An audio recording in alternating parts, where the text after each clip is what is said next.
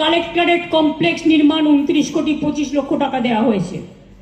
মলয় ঘটক আমাদের ওখানকার মেয়র, তারা সবাই ওখানে আছেন, প্রদীপ মজুমদারও আছেন।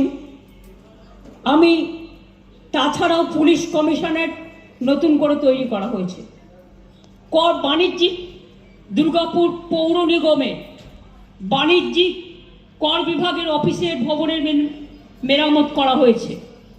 এছাড়াও রানীগঞ্জ আসানসোলে পৌর নিগমের প্রশাসনিক ভবন নির্মাণ করা হয়েছে। রাস্তা ও ব্রিজের জন্য দুর্গাপুর সালানপুর ব্লকের অন্তর্গত কাকসা সালানপুর দুর্গাপুর ফরিদপুর ব্লকে রাস্তা নির্মাণ ও ক্যারেজওয়ে নির্মাণের জন্য প্রায় 9 কোটি টাকা দেওয়া হয়েছে। পৌর কমিউনিটি স্বাস্থ্য কেন্দ্র, তার জন্য আসানসোল 5 কোটি টাকা দিচ্ছে। জামুরিয়া, রানীগঞ্জ, অন্ডাল, দুর্গাপুর, ফরিদপুর, বারাবণী ও পাণ্ডেশ্বরে মোট 9টি সুস্বাস্থ্য কেন্দ্র তৈরি হচ্ছে।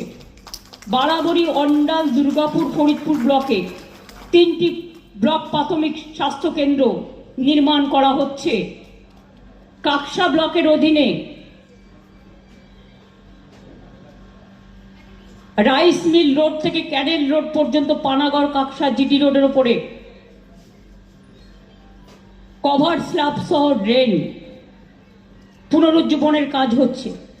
বারাবণী ব্লকের অধীনে দমোহনী মার্কেট কমপ্লেক্স নির্মাণ, বারাবণী ব্লকের পুচরা জিপির পানিফালা গ্রামের বৈদ্যুতিক কাজ,